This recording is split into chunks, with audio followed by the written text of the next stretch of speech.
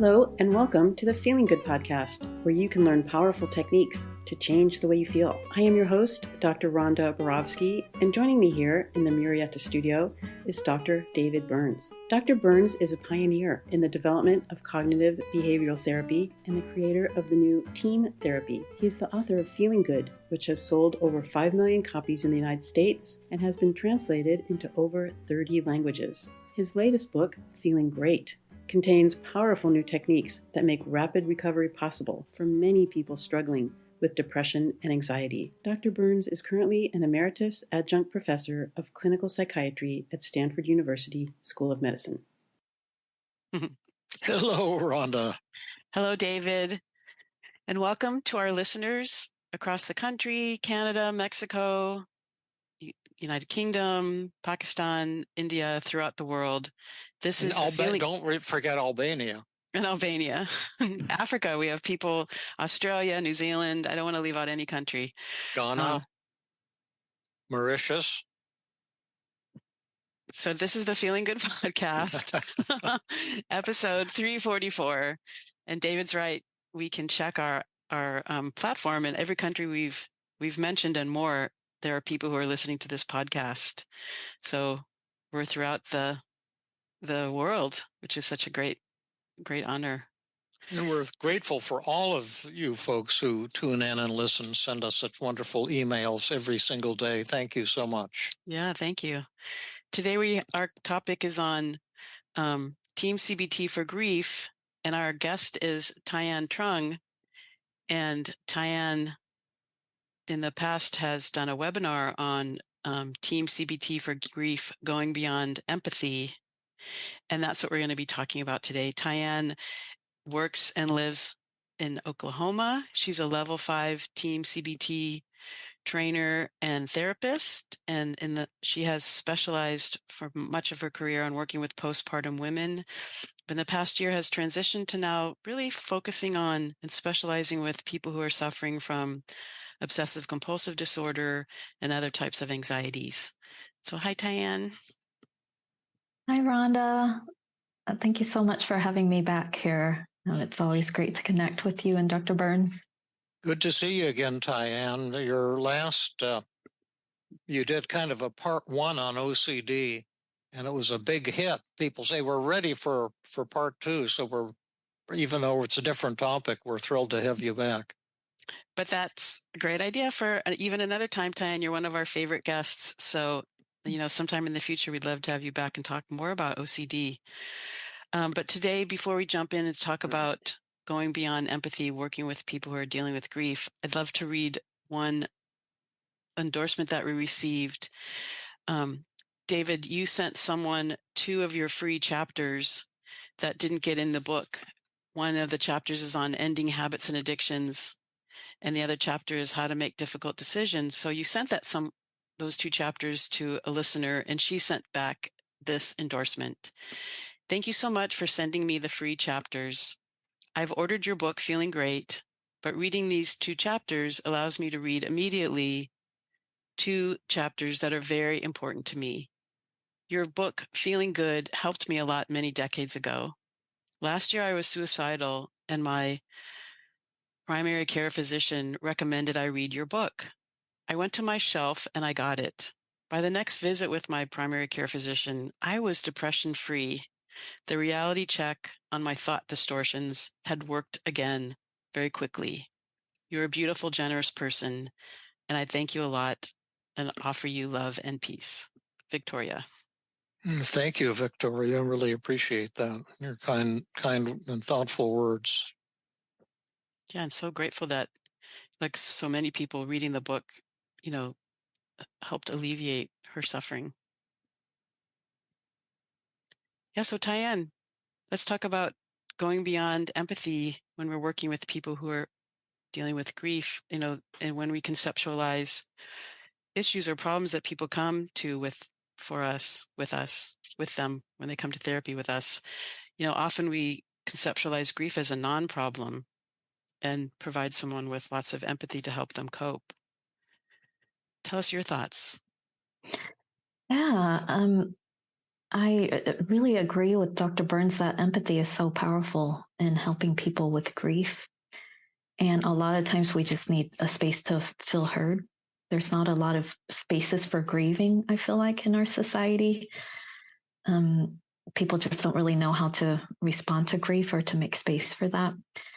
And so in my experience with working with postpartum women, I started to find that when they come in with grief, and the themes that I've worked with are like women who've lost pregnancies, lost children, like a lot of my postpartum women have, if there was a loss, it would either be from a pregnancy, losing a parent when they are introducing their child to the world, and there's a lot of grief and yearning, like, gosh, I wish my parent had got to know my child, or I wish my child had the love of my parents.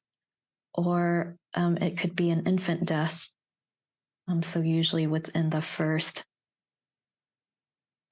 couple of months is when we see a greater increase in infant death. And so if I'm working with them for grief on that, I'll dive into the process to not only use empathy to make space for their pain, but I found that Dr. Burns's whole team process has been really powerful. Mm-hmm. And so while, of course, I still do testing to measure where they're at in their mood, and I do empathy, I found that some of the positive reframing for a lot of their emotions have been powerful. Grief is so complex that it's like this ball of emotion of pain. And when we can unpack it with the daily mood log, they can connect with like, gosh, I'm carrying a lot of guilt, or I'm carrying a lot of loneliness for this experience that not many people go through or share about if they do go through it. Or I'm really angry to have lost my child, or to not have the support of my mom. And so the daily mood log alone is a powerful empathy tool to unpack grief. And then I actually go through the whole mood treatment process as they unpack all of these feelings. Usually it's not just like what Dr. Burns conceptualizes as like a healthy sadness around a loss of something that really mattered. There's usually a lot of different emotions that come about. And then methods-wise, as I've shared with you and others in that webinar, I have the grief method that we're planning on doing a demo for today. And there's also an important process of creating bonds and different things, different rituals that they can continue to engage in to nurture that bond, because even though they physically lost their loved one, there's that bond continues on forever. So it's a very different approach than the stages of grief process. Mm-hmm. It's not like you've gone through the stages and then you get to acceptance and then you're done. The stages of grief was applied to a grief for bereavement, but it was actually originally created for people going through like a chronic illness.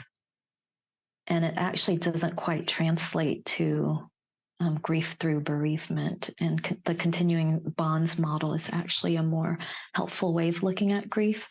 There's no stages. We just all feel a lot of different feelings, and it's helpful to have a vision of different ways to continue this bond, even though they're not physically present here.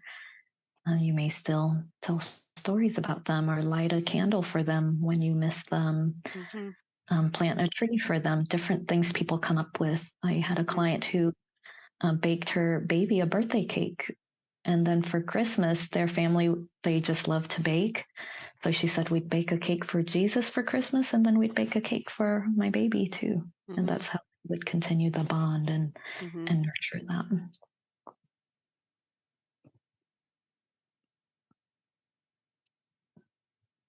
I felt like I shared a lot already, so I don't know. No, it's very touching. Yes. No, yeah, sure. It's just lovely what you're saying. You know, I totally agree with you. I was sharing with you, Thai-An, that one of my patients now lost her son, who was in his 20s, with an aggressive form of lung cancer. Mm. And she was in the hospital with him. And at some point she said to him, it's okay to let go.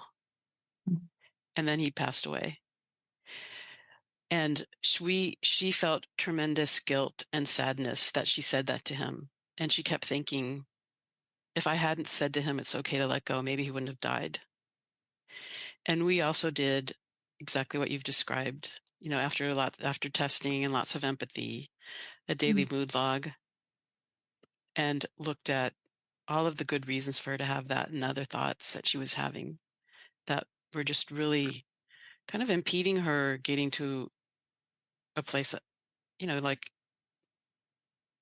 like even getting to a place where she couldn't stop crying every day for hours. Like, if only I hadn't said that, if only I hadn't said that. And there were other things similar, like previous to that thought, the doctor asked her to leave the room because he was going to do a procedure. And so she left the room. And then she came back into the room, and her son had a reaction to whatever the procedure was. And she was also like, I shouldn't have left the room. I'm not a good mother. I'm not a good mother. A good mother would not have left the room. And those thoughts worked out, working with her on a daily mood log, really helped her seeing the positives, how it showed what a great mother she was, how it really talked about her core values and, the positive aspects of her as just a human being. And, it was, the whole team model was just incredibly powerful for her healing. Oh, that's so devastating. Rhonda, I can't even imagine. I feel like losing one's child is probably one of the deepest pain a person can go through. Yes. And you did some beautiful work with her. And it even like this really common feeling that comes up is this deep regret or this deep guilt that they carry around. I hear a lot of those thoughts of like, I should have done more, or I shouldn't have done X, Y, Z. And when we do the emotional reframing around that deep regret really connects with wanting to be my all for this person, wanting to give them my all, or for her, like the regret of telling him he can let go is like just this deep yearning for his presence. Yes, exactly. It's a beautiful way of saying that, Diane. And it's, I think, a powerful way for people to look at all of the painful emotions that come up with their grief, and that there's a reason for them. These feelings actually make sense because there's something really important to them that matters. And it even drives different things. Like it drives compassion, it drives a connection with others too. Yeah. David, do you have any thoughts you want to share? Not really. I'm just listening in with fascination and admiration for the beautiful things that you people are saying.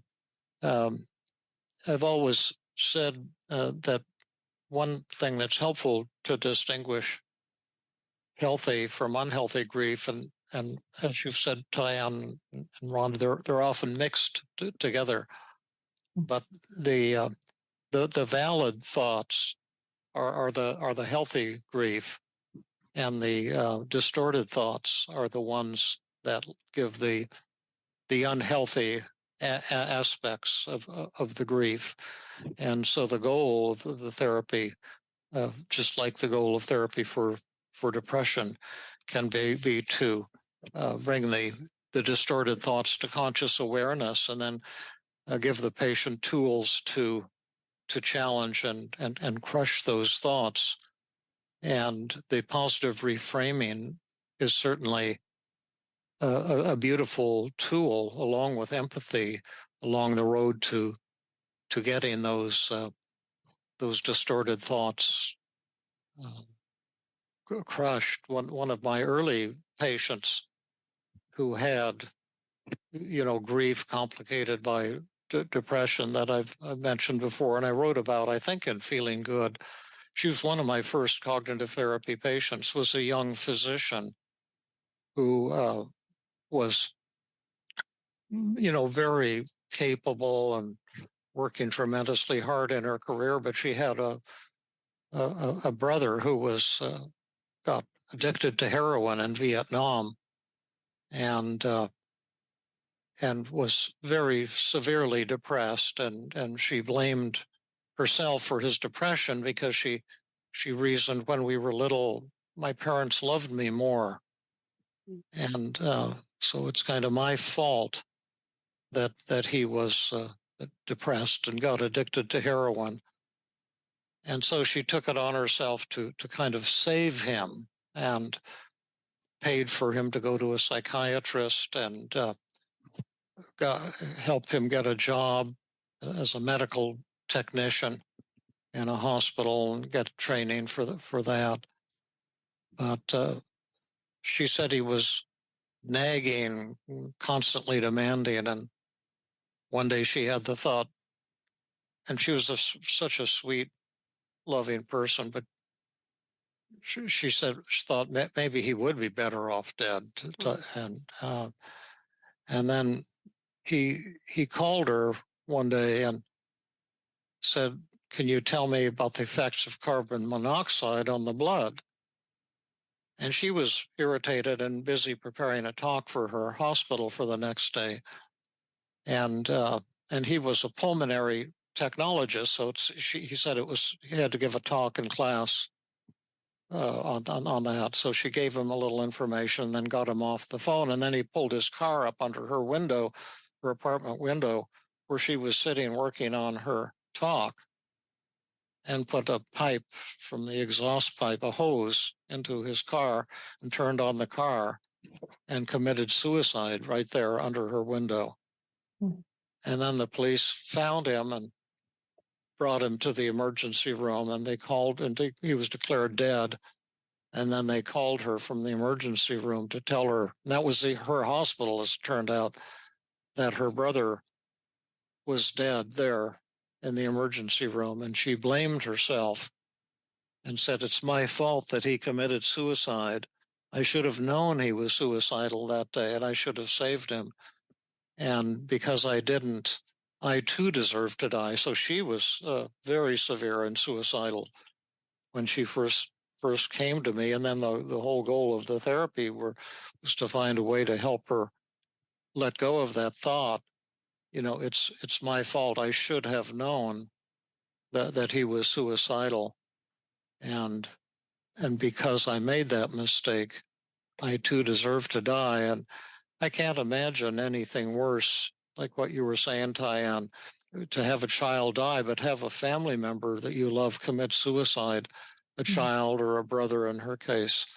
I can't think of anything more unbearable.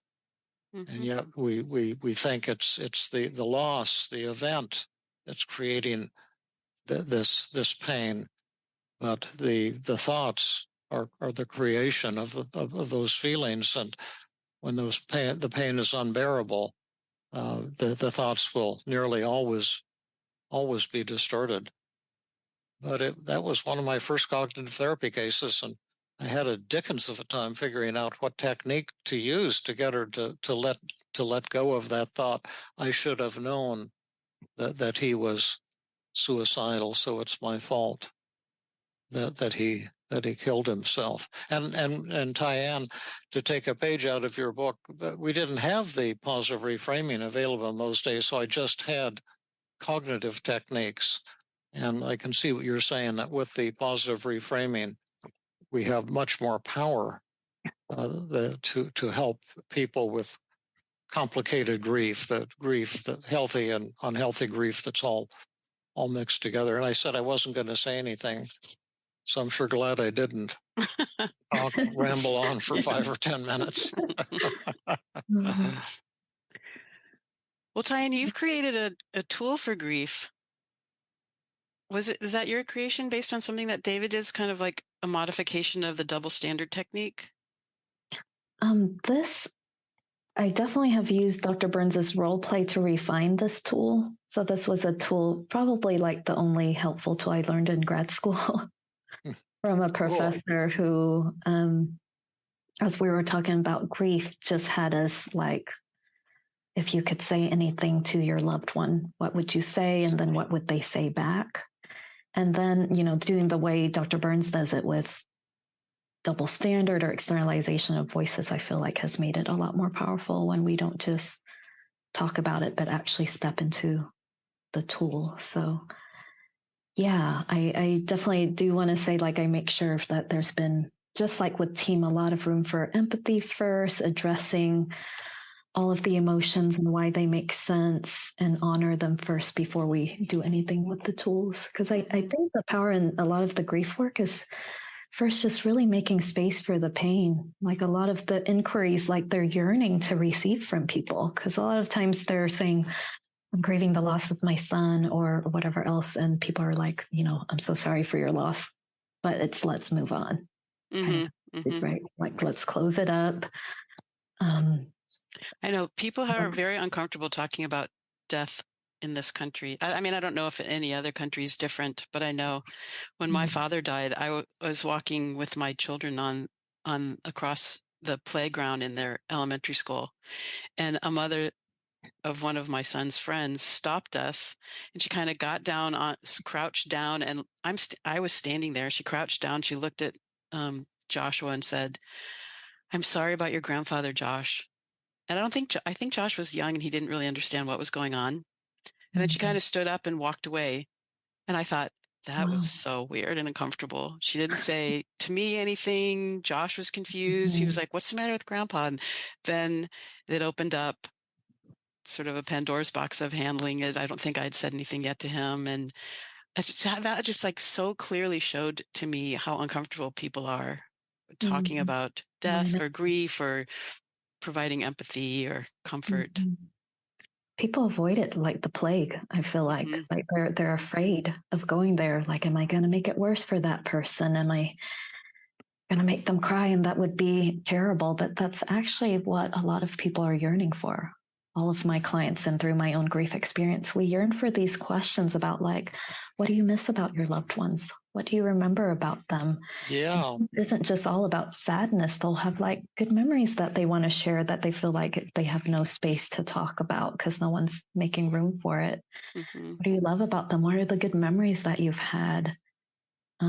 Tell me about them. What's been the hardest part about this loss? When do you miss them? When do you think about them? Like, these are really all of the questions people yearn for, whether it's Dr. Burns talking about his cats. I feel like there's this deep love that hasn't had a space to go anywhere. And so that's why that E of TEAM for the empathy piece is just a truly crucial ingredient. Yeah. I had a very seriously depressed young Jewish woman early in my career, and she gave me a paper entitled "The Jewish Concept of Grief," I think was the title of it. And it was beautiful. Is that called Shiva, what they do after someone dies? Yeah, and it explained all about that and how it encourages people to get together and have food and talk and share your memories and to facilitate that process.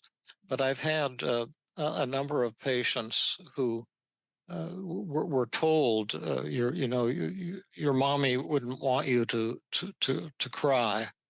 The young woman whose mother died had a aortic hemorrhage right in front of her eyes when she was in a swimming tournament, and her mother was one of the coaches, and suddenly she was swimming trying to win the race for her mother, and there was they said stop the race, and there was a crowd around her mother, and her mother was lying dead on the edge of the swimming pool, and her father rushed over and told her, you mustn't cry. Your mother wants you to be strong.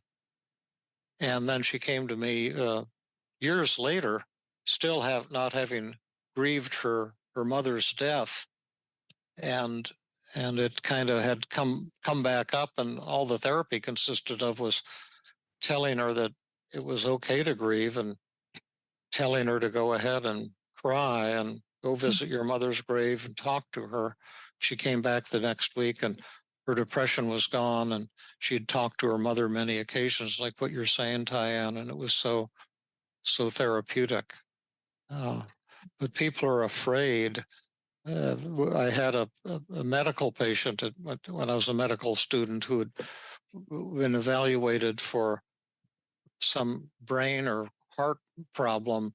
For 6 years, he had medical tests for dizziness, and they couldn't figure out what the cause of his dizziness was, and then they would send people to Stanford from all over the West Coast when no one else could figure out what was wrong with them. And we saw a lot of these patients who just had emotional things that they were avoiding came out as physical symptoms. And when we were examining this guy, my supervisor, Alan Barber, said, can you remember when the dizziness first came on? And because all the other doctors had tried to diagnose as an arrhythmia or some brain thing that's causing him to get dizzy.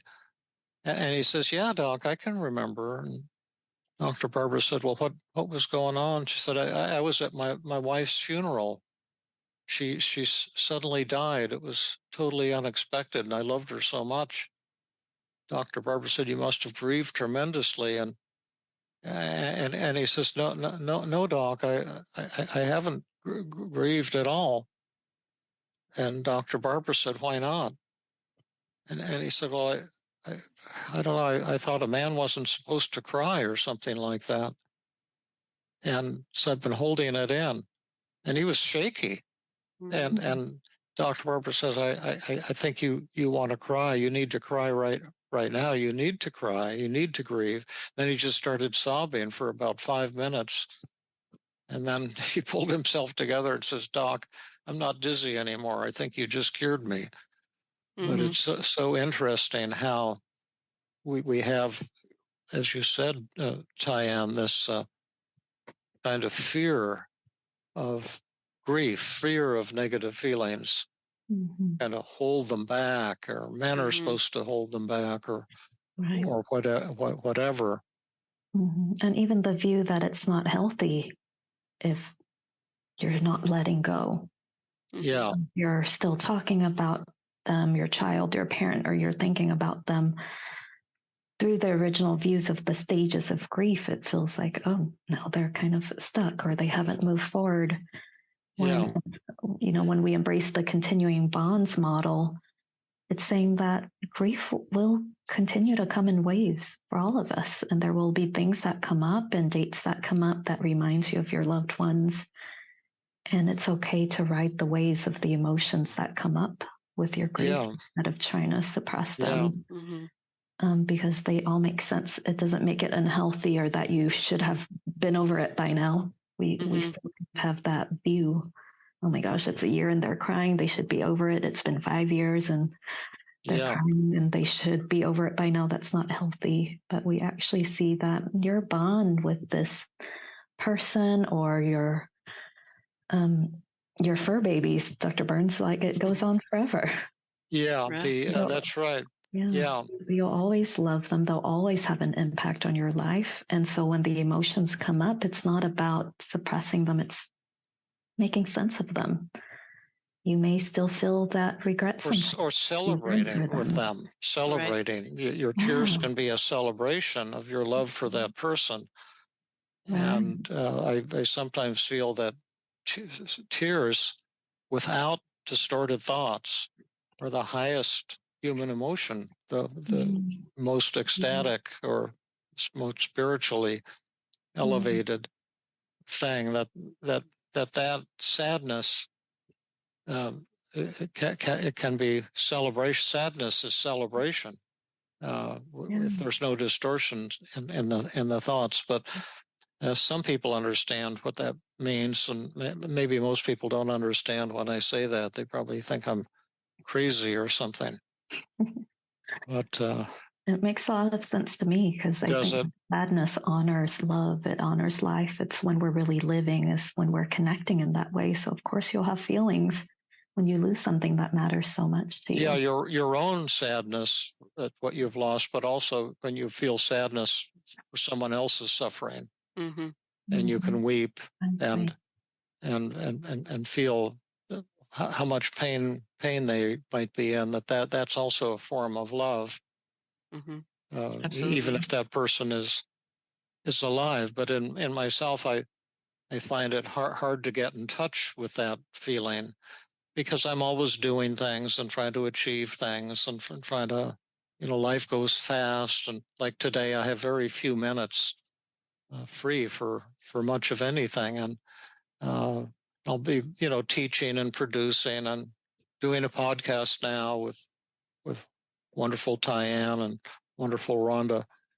But that it's that time when you open up is pretty fantastic. And I think it's easier for some people than for others, because when I was little, I had a bad experience one and was told that, men don't cry, and kind of punished and threatened for crying.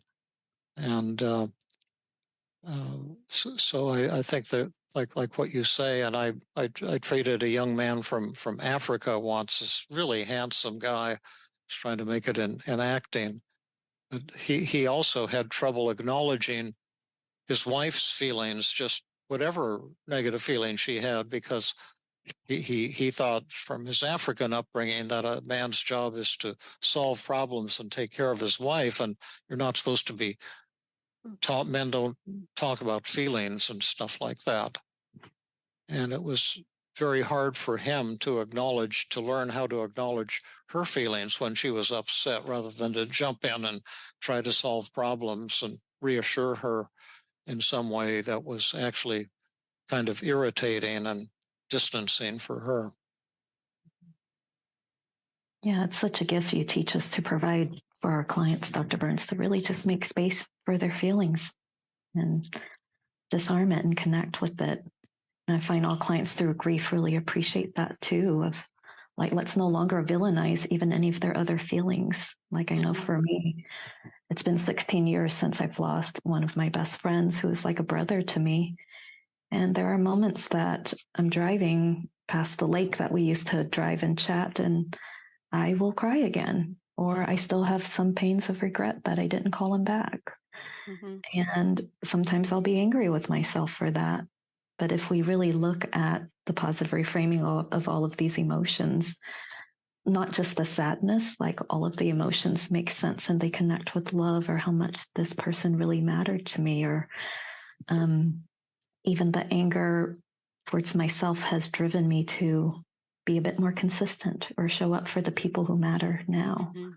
My loneliness sometimes in that loss drives me to reach out to talk about him, or to just really cherish. Like, sometimes I just hold my children a little bit tighter when I connect with that grief or that loneliness. And it's okay to have all of those feelings that will come in waves for all of us from time to time through grief. I'm sad to hear that you lost your best friend 16 years ago. If I heard you correctly, that you loved him like a brother. And what did he die of, Thai-An? He developed bipolar disorder in his later teen years, and there was just a night we're still not quite sure what happened. But his mom had shared with us they just found him dead in an alleyway. So we're thinking he had another manic break, like a psychotic break when he was manic, and he would just go, preaching to people, or Buddhist, but he would preach about Jesus.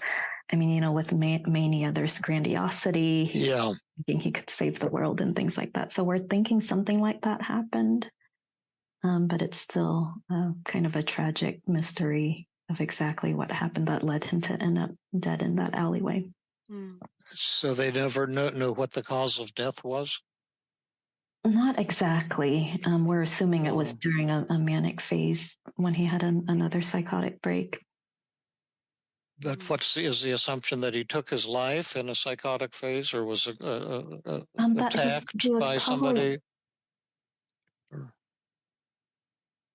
It's kind of a mystery. Don't know if he was attacked. Maybe he just fell. Maybe he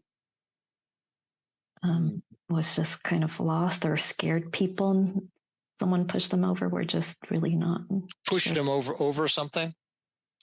This is all of just like the wonderings of what could happen. Oh yeah, I'm so sorry. It's hard not to know too. It is hard. Yeah, it's hard.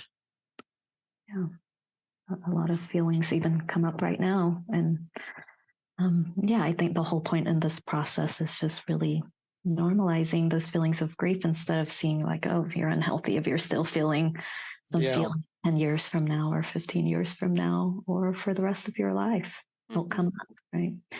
What feelings are you having right now? Oh, I didn't expect to dive into doing some personal work, but I feel definitely a deep sadness, some regrets, some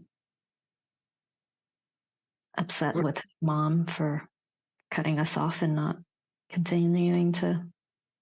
I know later on too, like this is a mom who just lost her son, so she has grieved a lot, but she totally cut us off. That we couldn't ask for more or ask what happened. I couldn't attend his funeral. She just cut us off. Terrible. So I actually recently was able to find through a mutual friend of ours, like a woman who was a good friend of her mom's, to find where his ashes are. Like he's now at a Buddhist temple in Houston. So my goal is actually by the end of this year to go and visit him. I mean, so I feel like that finally allows me to have a little bit more closure. But yeah, some of those feelings of regret and sadness and even a bit of anger comes up about not getting any space to have a ritual, through a funeral or some kind of continuing bonds ritual that could allow me to continue to connect with him. It just ended there.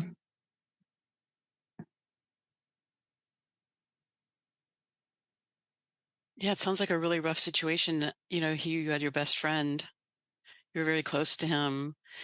He was clearly going through a really challenging, suffering time, having been identified as having bipolar disorder and maybe in a manic stage, something happened and not knowing what has happened. And then am I getting it right? So his mother cut you off, so you weren't invited to the funeral, didn't know anything about it. So there were no rituals of closure for you.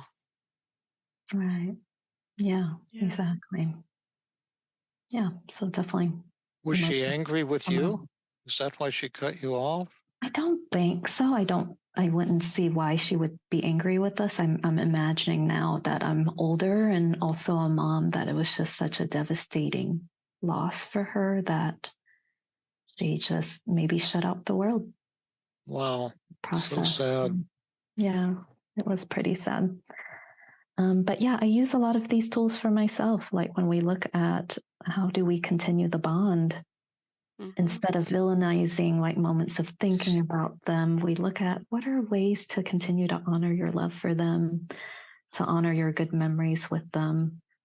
And so, I still have a photo of him. There are times I may drive around the lake that we drove around and did a lot of our chats. When I think of him, I may just drive around there, making moments to allow yourself to cry when you're thinking about them, let it flow through.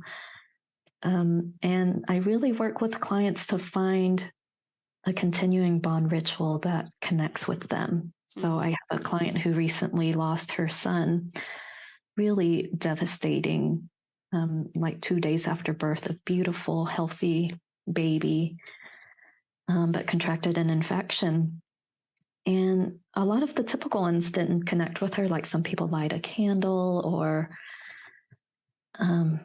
bake cakes, make an ornament for them. People come up with so many different things, a tattoo. But for her, she said, I just really love nature. And so every time I garden, I just really want to think of him. And as like a little fruit comes by or a little bird comes by, she would say, hey, baby. and just kind of connect and see like his energy continues on. She said, I saw this chubby little bird and it looked just like him.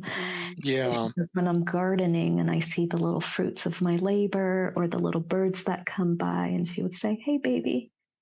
Yeah. And would just think of him in that way. And she said, that's my continuing bonds ritual. I don't connect with buying things or having a necklace or something, but I see his energy in nature. And so I just think that's a beautiful way to have the client individualize what makes sense to them and connects for them. Had others freeze and that's a kind of what I do when I go out walking, and I've been thinking of other people that I talk to, so I add to my list other pets and other people that I've lost. And then, the other day I saw, I was talking to OB and different cats that we've had and different people that we'd lost. A little bird, kind of flew by, and I said, "Oh, is that you, OB? Still love you, OB. Good to see you," type of thing. Yeah. I always connect food with grief. And, I love the idea that you can walk around and, hear and see OB and talk to him. And like what you described with your client when a little bird came by that looked like a chubby baby that she could see, like here she was being visited by her baby. And I know, David, you've talked too about going outside and saying hello to Maryland and, like keeping alive the spirit of our loved ones. Yeah. And your own way is actually healthy and beautiful and continues the love. It's not something to villainize or seen as unhealthy that you haven't moved on or something like that. Yeah, exactly. Yeah. My grandmother taught me how to make apple strudel. Oh. And whenever I'm really thinking about her, I go to the store and buy some apples and make apple strudel. And just the entire process of thinking about it, planning it, creating it, baking it, smelling it, seeing it, eating it, sharing it. Exactly. It's all like keeps her image alive for me. I love that, Rhonda. The whole process honors her and how she feeds you all and nurtures you all with food. Yeah, it's beautiful. And we were planning on doing a demo of the grief method. I don't know if we want to go ahead and wrap up with that. Yeah, why don't we go ahead? Sure. Yeah, let's do that. Okay. So did either of you want to connect with a person or even a pet that you've lost? I have done this actually with the person who was really grieving their dog too, and it was pretty powerful. I'll nominate you for that, Rhonda. Well, I was going to act out the role with my patient with her son who passed away. Okay. If that's okay, TEAM. Yeah. Okay. Do you want me to call you Rhonda or something else? Why don't we call her Katie? Just because. Katie. Katie, and what did you call your son? Sam. Okay. All right, Katie. So I have this grief method. I just call it the grief method. And it's a method that can be pretty emotional, but I've also seen it to also be pretty powerful in continuing to honor the bond that you have with Sam, and also just allow us to connect with the feelings that come up in waves a lot of times when we've had such a devastating loss, and to allow us to work through them too. Okay. What are your thoughts on trying out this method and seeing where it goes for you? I know, just describing it, my heart started racing, and it feels kind of scary, but I think I'm ready to do that. Yeah, I think that's really normal. I see all of my clients, they say, oh gosh, when I think of a method that allows me to connect with the grief, or allows me to connect with my son or my mom or my grandmother, I feel all of that pain physically again, right? You feel it in your heart. You feel it a lump in your throat. You may feel the welling up of the tears in your eyes. And we really want to just allow whatever comes up to come up and flow through you in this process. Okay. Hearing while you feel a little bit scared, you also feel like it's something to try. Right. Yourself in the process.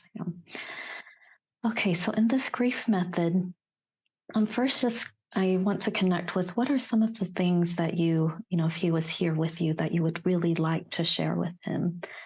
And for clients who are listening to this, you can just do this in letter form. You can write to your deceased loved one. And then in the role play with Katie, I'm going to have Katie take on the role of Sam to the best of her ability, his tone, his voice, and then I'll share some of the things that Katie wants to share with Sam, taking on the role of Katie, and then have Sam talk back to her. So, Katie, what are some of the things that if he was here with you, you'd really would love for him to know and would love to share with him? Well, I would really love for him to know that I miss him tremendously, and I think about him every day. And I want him to know I'm really sorry that we got into an argument before he went to the hospital. Mm-hmm. And I really regret that. Mm-hmm. And I want him to know that I'm sorry I left the room when the doctor told me to leave the room. I really should have stayed in the hospital and just stayed by his bed and holding his hand. And I want him to know that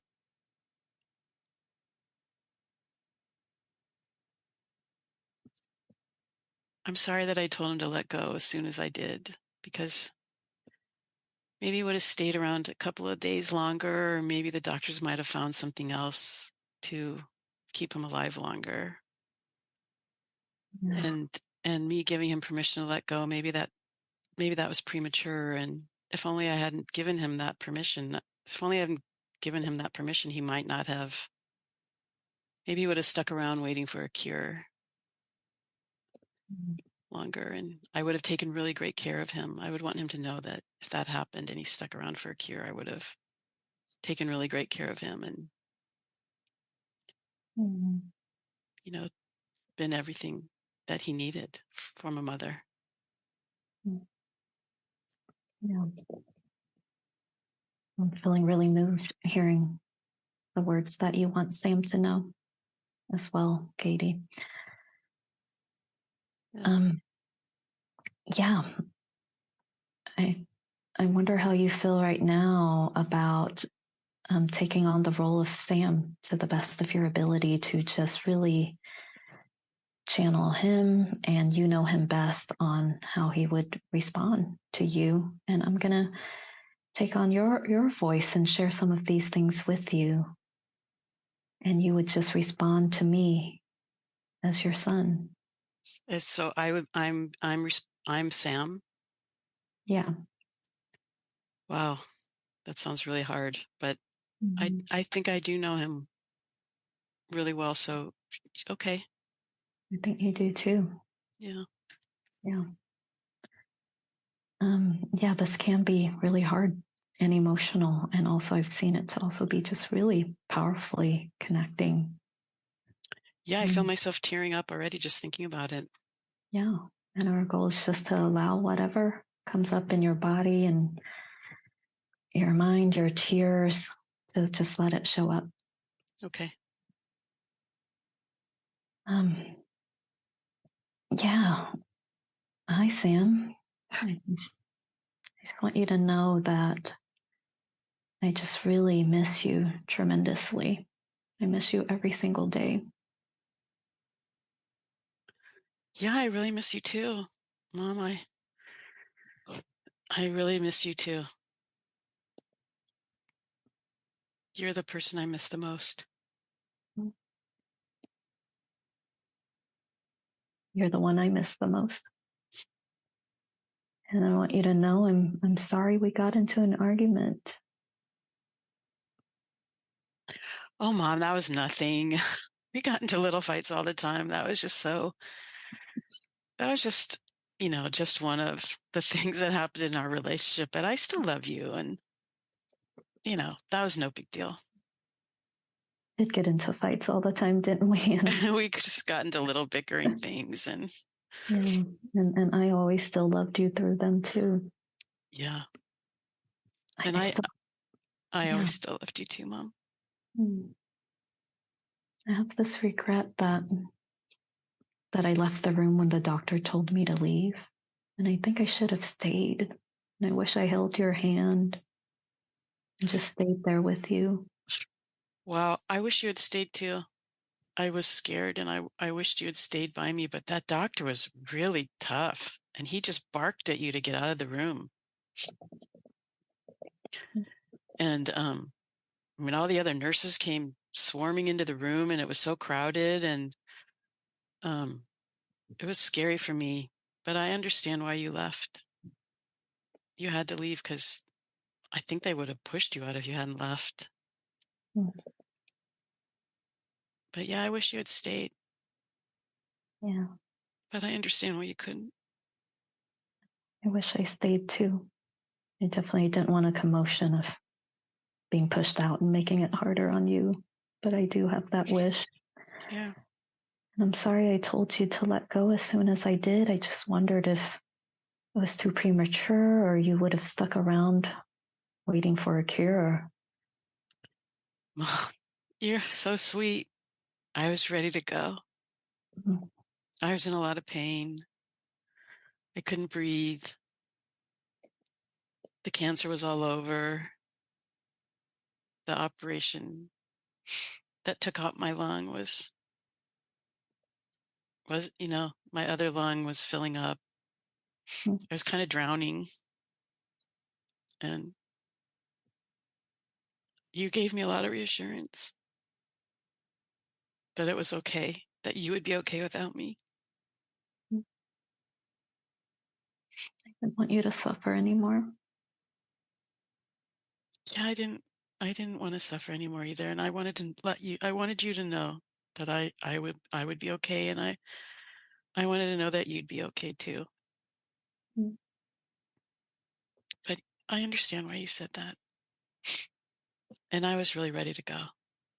And now I'm with Grandma. Yeah. What's it like with Grandma? Yeah, she's here. She's comforting me. We're playing music. She's drinking too much, but it doesn't matter anymore because she's dead.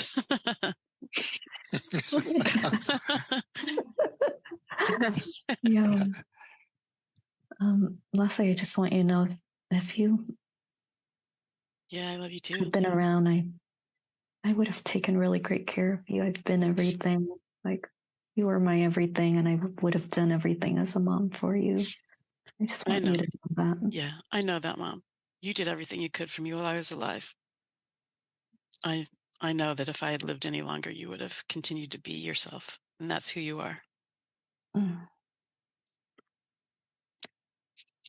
Katie, just to step outside of the role a bit, would there be anything else that you'd want to share with Sam for him to respond back to? No, I really think that's it.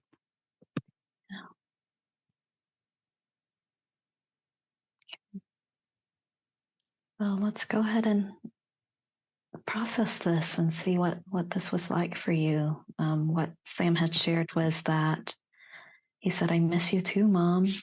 You're the person I miss the most. We get into fights all the time, but I still love you. I love you through all of it. And yeah, I was scared and I do wish you stayed too, but I understand why you left. They probably push you out. That doctor was just barking orders at you. So I understand why you left. And I want you to know I was ready to go. I couldn't breathe anymore. The cancer was all over. The operation that took my lung. One of them, the other one was drowning. You gave me a lot of reassurance. And you told me it was okay to let go and that you'd be okay. Yeah. I didn't want to suffer anymore either. And no matter what, you would have still been yourself. That's just who you are. Loving, sacrificing, doing everything to take great care of me. What was that like to step into Sam's shoes and to hear him, because you know his words better than anyone? And even when you said, like, yeah, Mom, we do that all the time. We fight all the time. Mm-hmm. It was almost like you really knew his words and you channeled him. What was that like for you to connect with that? It was actually like a step back into reality and out of my own. I mean, to use the terms that you have taught me, stepping back into reality and out of my own distortions. Yeah. What stood out to you in hearing from your son's words to the best of your ability?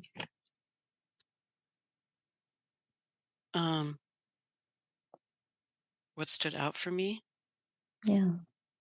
And what Sam said to you or in this whole experience?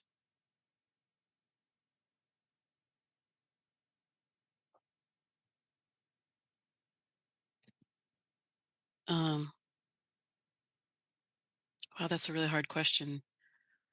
What stood out for me actually it's not so hard. What stood out for me is the deep and never-ending love that we have for each other. Whether he's here in the room with me or whether I'm imagining talking to him or talking through him.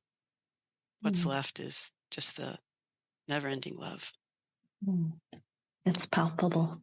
I could feel it, even though it was a role play. And yeah, I can even step outside of this now too, Rhonda. Yeah. Even as you, like, I knew you're not Katie, but I felt that love.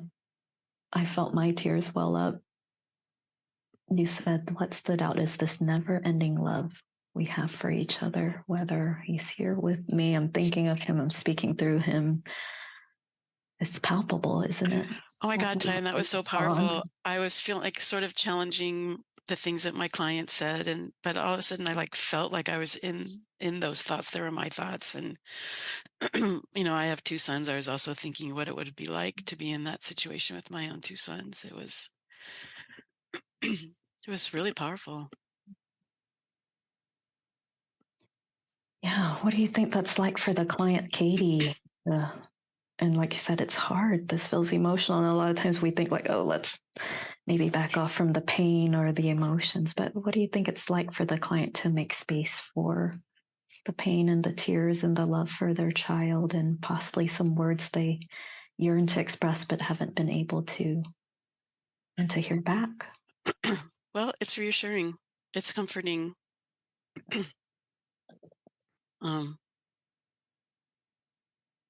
And, like David said in the very beginning, there's a difference between healthy grief with valid thoughts and unhealthy grief with invalid thoughts. And I felt like it pulled me out of the unhealthy grief and let me go back into the healthy grief. It pulled me out of the thoughts like really could. If I hadn't said that, would he not have died? I mean, that's kind of like more power than any one human being has. Exactly. Yeah, it's her yearning for being able to do something for him and all of her helplessness. But yeah, I think it's powerful in this role play where I can clearly think of a client who was blaming herself for the death of her son, for her baby. She was like, maybe I ate something wrong, or it's that glass of wine I had when I was 6 weeks pregnant and I didn't know. And then through this role, even though her son was a baby, he said like, Mom, even when I was in your belly, you loved me so much. Did everything you could to take care of me. And we don't know why I'm not here anymore, but I felt the love from you, from how you sang to me and how you touched me and held me. And you read books to me even when I was in your belly. And there was just something in that process when they can really channel the voice of their loved one. I had another woman whose mom died, and her regret thought was like, if I had took you to the doctor sooner, we could have caught that cancer. And she said, baby, I stayed alive longer because of your love. And then when she heard that from her own voice, but channeling her mom's words, she's like, that just cleared me out of my self-blame and knew that was true, that my love kept her going, so it's a powerful way to connect with shedding the distortion that feels, I feel like, more emotional and in the moment than just like, let's identify the distortions in your thoughts. Yeah. One, like many teaching points from your excellent podcast today, Thai-An, but one is to move into the pain, not to avoid the pain of the grief. And the second is because we've got all of these techniques in TEAM, and you can sometimes use them in creative ways to make things far more emotional and powerful for your patients. And in this case, you were combining the double standard technique where you would be talking to a dear friend who's just like you and seeing if you would be as critical of them as you are of themselves. That's the classical role play technique for double standard. But you're saying you can also use that double standard technique in various other ways to have a dialogue with the person who died, who you still are uncomfortable with and need to talk things over with them, and how sad you feel, maybe how angry you feel, how guilty you feel.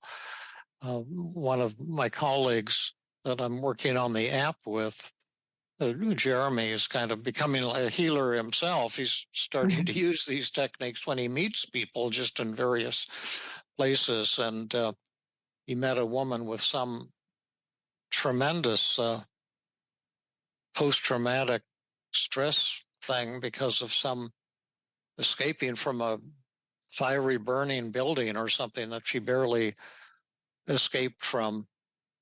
And then Jeremy had her go back and talk to herself that about the fact that she's so scared and I barely made it. Maybe I'm in danger all the time. And it also all this emotion came out, and then she had this, magical recovery from her months of post-traumatic stress disorder. We had someone in our Tuesday group who had traumatic experiences growing up with his father who was beating his mother.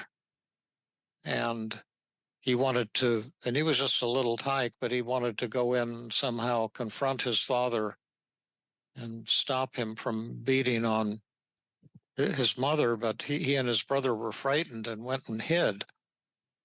And he's been beating up on himself ever since then. And so he went back and had a talk using the double standard technique with his little self. And he became his little self and talked to his older self. And, what was it that I was supposed to do and things, and suddenly began to realize that the little guy was doing as well as he could do and was able to bring peace to that. So I think that it's incredibly important to combine emotion as much as we can and integrate it into our work, because therapy without emotion, and just like life without emotion, is pretty dry and boring and not going to be very helpful. And when you can bring out the tears and get the passion into it, that combined with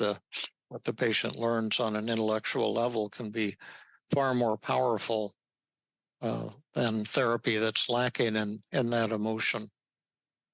And finally, I think that anytime that someone's in grief, there's two parts to it. There's a healthy grief that we don't need to fight or discourage, but to encourage, to accept, and to develop a rituals where you can continue to talk to and interact with the person who you lost, who died, and who you love and want to maintain that relationship with. We don't need to aim for this closure that's so popular in our society. And this would be kind of like anti-closure and maintaining an ongoing relationship. Are there any other teaching points, Rhonda or Thai-An, that I've overlooked here? Because there was so much in what you were demonstrating and teaching us, Thai-An. I think you really nailed it. Yeah. I do too. Don't hesitate to go towards the feelings and allow the bond to continue instead of feeling like it to be let go of or close off. And if you want up the emotion even more, like what I did with Rhonda, because it was just a role play that she wasn't working through personal work, is I just asked her, what would you say to Sam? And she just said, I would tell him I miss him tremendously. I'd tell him, etc. But you could even do it like an empty chair, where if he's sitting right here with you, go ahead and say those words. Like, I miss you tremendously. I'm sorry I let go. That allows them to, I have found, tap into another level of just allowing them to connect with those emotions before we do that role reversal. Sure. And that empty chair syndrome, does that go back to the 1930s or 1940s, do you know, or 1950s? It's one of the really early Gestalt techniques. Do you have any idea of what its history is? Or I have no idea how far the empty chair with Gestalt goes back to, but yeah, I think it's still a powerful one. Yeah. And like what you were sharing, like creative ways of using it, Dr. Burns, sounds like Jeremy was doing like time projection. But yeah, that's right. That's what he was doing. Yeah. He was doing like past projection. Yep. Yeah. Mm-hmm. Yeah. Gosh. Great. Thai-An, once again, you are just the most wonderful guest, and we're so happy that you're here and looking forward to having you come back again. And thank you so much for joining us and sharing with us your shining star. Yes, absolutely. One last thing. Do you have anything coming up that you're not promoting anything, but I know you often have a workshop coming up or a symposium of some kind that we can announce or send some people to, or is there anything on the calendar? Thank you for that. Yeah, I've put a pause for a little bit on trainings, but I wanted to put on a multi-week relationship course through this summer. Oh, that'd be great. Yeah. There's no specifics yet on that, and if not, then we can just have people email you. Will that be for therapists or for the general public? Because there's only 3 people in the United States who don't have relationship problems. So you could have a big audience for this one. This is just for therapists learning TEAM-CBT to treat relationships, but I'm applying it to couples as well. Oh, okay. In that process. Yeah. And the plans is to start it in July. And so they can learn a little bit more on my website if they want to. So tell us, we'll put it in the show notes, but tell us your website right now for those who don't listen to the show notes, so they'll know where to go and look for if they want this TEAM-CBT couples training starting in July. And I'll have also like aspects of the relationship work for one that you do, Dr. Burns. Yeah, cool. Applying it to couples as well. Right. So okay, so it's TEAM-CBTtraining.com.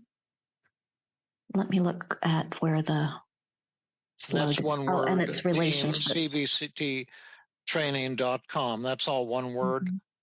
Yes, TEAM-CBTtraining.com. TEAM-CBT training is one word, and then /relationships if they want to specifically go to that page to learn more about it. Great. Well, thank you. We'll put that in the show notes and hope some therapists come and do your wonderful training. Now, will this be a one-day workshop or one day a week for many weeks? Or I planned it for 2 days, but the more material I came up with, it's now like 14 weeks worth. About like 2 hours at a time. 2 hours a week for 14 weeks. Okay, well, that's good. Yeah. For now. Nice. I love that. That's awesome. Yeah. Yeah, that's happened to me. I keep thinking I want to do some kind of interpersonal workshop again.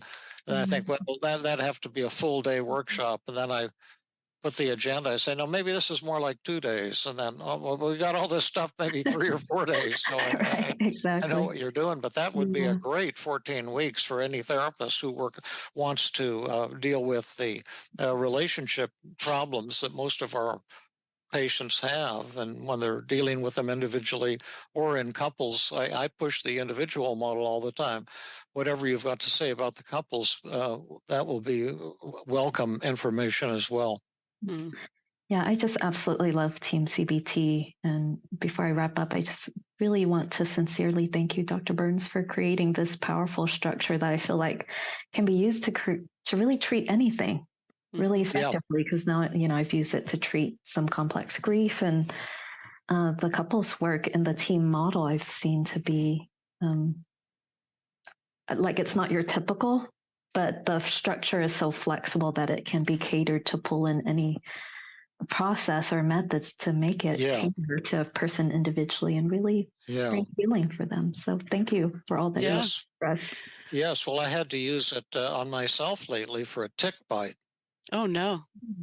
Yeah, I found a tick on my sock, under my sock the other night, and I panicked.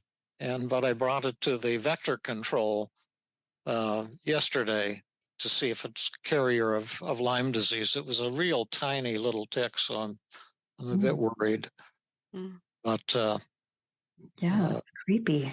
God, I hope it's not. Yeah, if I end up with the Lyme disease, I'll have to come to you for the team model for my anxiety. Well, I hope doesn't have Lyme disease. Well, let me just remind people too about the TEAM-CBT intensive that's happening August 14th to 17th in London. I'm sorry, in Bristol, in the United Kingdom. And to find out more about that, if you want to learn about TEAM-CBT and have a really cool vacation in the United Kingdom, Bristol is a really cool city. You would go to teamcbt.uk, and that will tell you all about it. Cool. And when is that going to be? That's August 14 to 17. Okay. And are there going to be any cool speakers there or anything?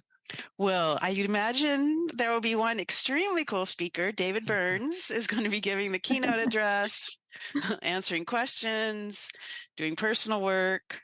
And it's going to be, everyone who's studying TEAM should have the opportunity to learn with you, David.